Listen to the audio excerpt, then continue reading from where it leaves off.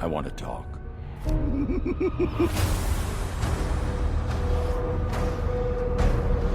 I've been thinking about you and me. About how this is going to end. About who will end up killing who. Perhaps you'll kill me. Perhaps I'll kill you. You know that, don't you? So Batman the Killing Joke is easily one of the most famous and most controversial graphic novels in Batman history. It came out in 1988, and it was written by Alan Moore, who's famous for The Watchmen and V for Vendetta, a very big guy in the comic book world.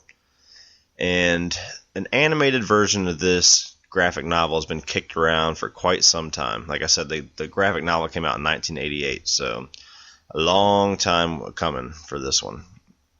And when they finally announced that they were going to do an animated version of Batman the Killing Joke, everybody was looking forward to it. And then whenever they announced that Kevin Conroy and Mark Hamill were going to be returning, voicing Batman and the Joker respectively, everybody lost their minds. Kevin Conroy is probably the most prolific voice actor as far as playing Batman. He did it for the Batman animated series in the 90s. He's done it for all the Batman Arkham games. And Mark Hamill, say what you will about Heath Ledger and everything he did in the movies, Mark Hamill to me is still the best version of the Joker that we have. That guy, what he does with the Joker's voice just takes it to another level. So Mark Hamill alone is what really got me interested into this. Now, The Killing Joke is a great graphic novel. It's a really short little one-shot novel, so if you haven't read it, please go pick it up. I think it is the first Batman graphic novel that I did read. It's very riveting, it's very dark, it's very gruesome at times, but it easily is. It's one of the most prolific Batman stories there is. And another big kind of news story that came out whenever they were adapting this into an animated film was that they were actually going to be sticking 100% to the novel, and this is, I think, the first DC animated movie to ever get an R rating. So what did I think of the Batman Killing Joke animated movie, being that I have read the graphic novel before? I'll be honest with you guys, I was pretty underwhelmed by it.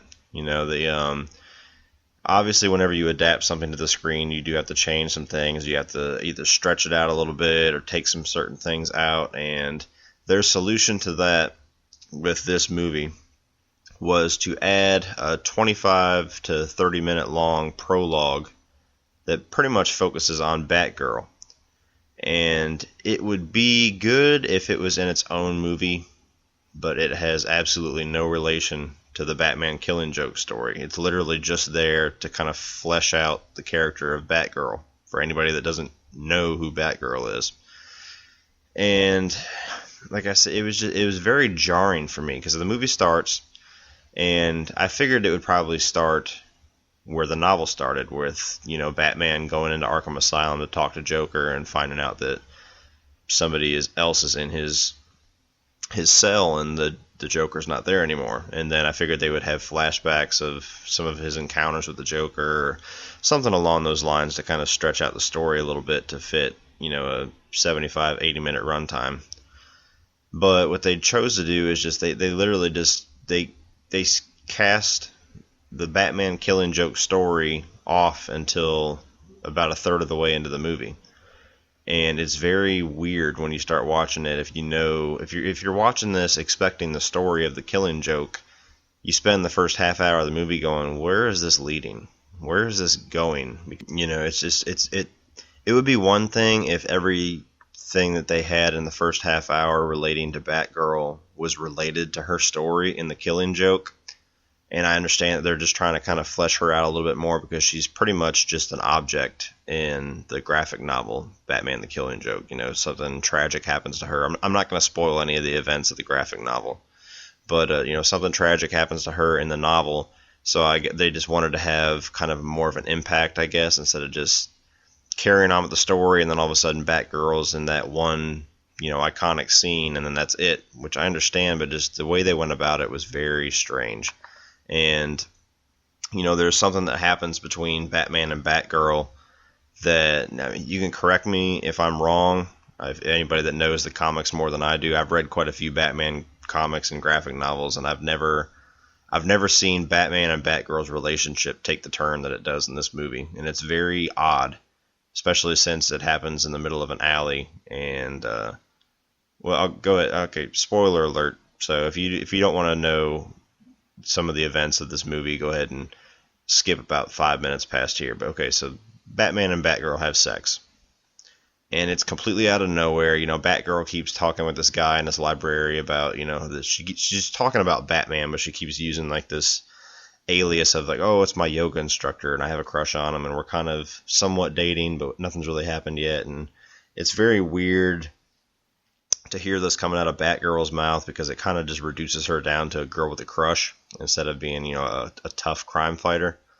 And then whenever she kind of jumps onto Batman and Batman kind of gives in, they start screwing in the middle of an alley in the middle of Gotham, and it makes no sense. I mean, can you imagine a scene where like somebody just walks up and you see Bruce Wayne and Barbara Gordon getting it on in the middle of a freaking alley with Batman and Batgirl suits sitting around them, and okay, now your secret identity's blown. So that was kind of a weird scene to me, and I'm sure it's going to be a weird scene for a lot of people.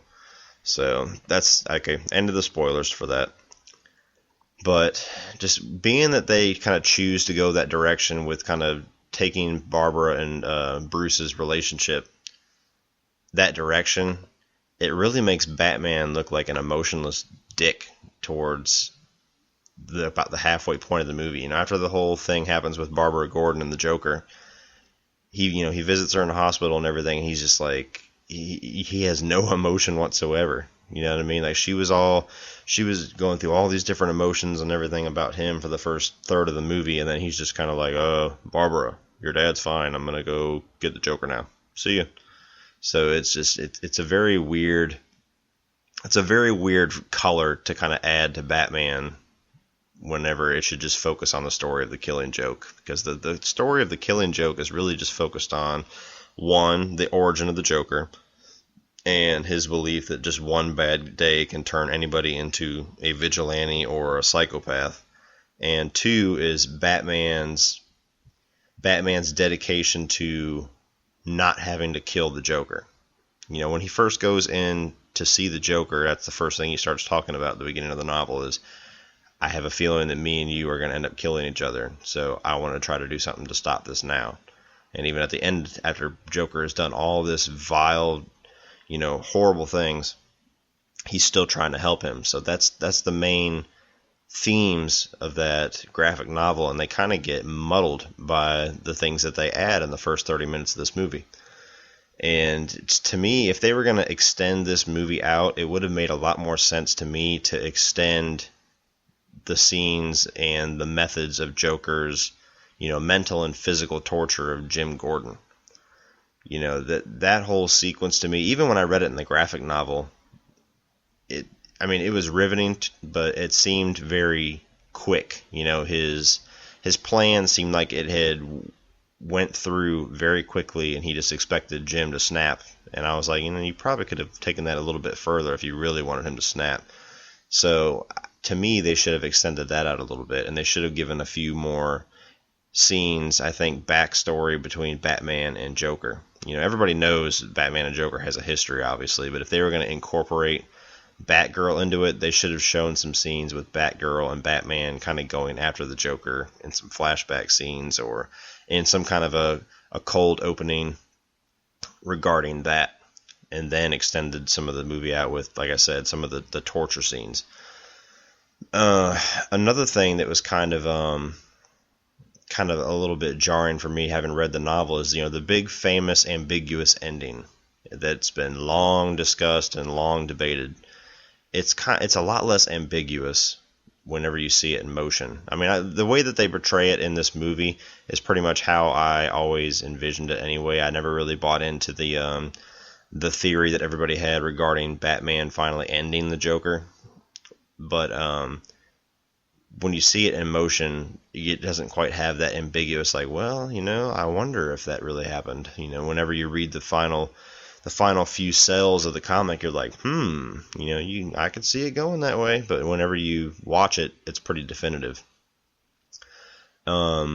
I'll talk about a few of the good things, though. I feel like I've been focusing on the bad things. I like how some of the artwork in this movie, it reminds me a lot of the Batman animated series, which I was always a big fan of as a kid. I watch episodes here and there with my son. I think it's on Amazon Instant Video. So here and there, I'll watch it even to this day. So some of the artwork scenes remind me a lot of the animated series.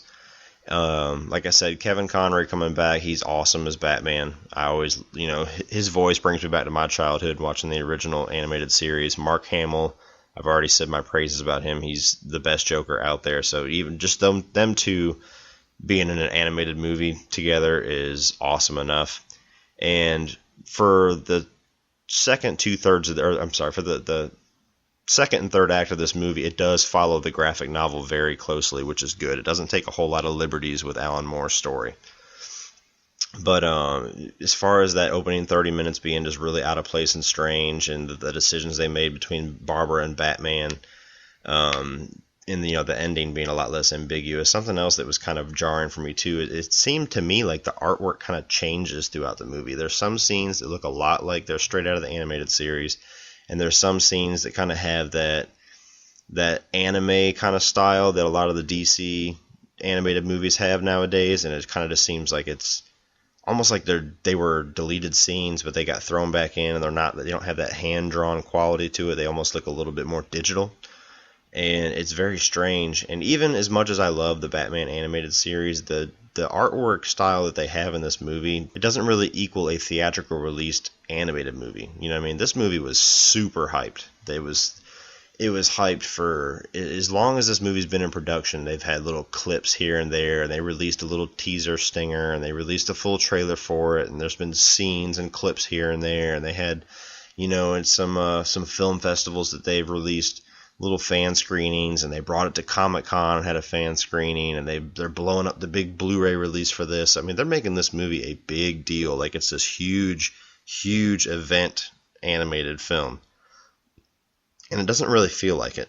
It feels like all the other straight to DVD, straight to Blu-ray animated films that we've gotten out of DC, like, the Flashpoint Paradox and the Dark Knight Returns Part 1 and Part 2, and it doesn't look like anything more than that. So it was very odd to me how hyped this movie was when it looks like anything that I could have just picked up out of the Red Box or picked up off of Netflix, and would have never expected it to make it to theaters. So I think the only reason it made it to theaters was because of all the fan expectations with that graphic novel, The Killing Joke, finally being brought to the screen. So anyway, wrapping up my thoughts, guys. If you are a super animated, like DC animated or Batman animated movie fan, definitely give this one a shot. It is one of the better ones I've seen, but I just don't care for the opening 30 minutes and the decisions that they made with that. If you were like me thinking that this was going to be some crazy event movie or whatever, it's not going to meet your expectations whatsoever. So the best recommendation I can give for this one, guys, is to wait for it to come on some kind of a Netflix or Amazon Instant Video and check it out there. I don't think this merits really a Blu-ray purchase or even going out to see it in theaters. This is something that you're probably going to watch once or maybe watch twice, and you're pretty much going to get everything out of it that you would have gotten with it. So, but that being said, definitely go pick up the graphic novel, The Killing Joke by Alan Moore. It's some of the best artwork, and it's one of the best Batman stories you're going to find. So definitely go that direction. So this has been another review on the Cody Leach podcast. Go ahead and like and subscribe below. Leave any comments or viewer questions, and I will get back to them as soon as I can. And thank you all for listening. I will be back soon. All it takes is one bad day.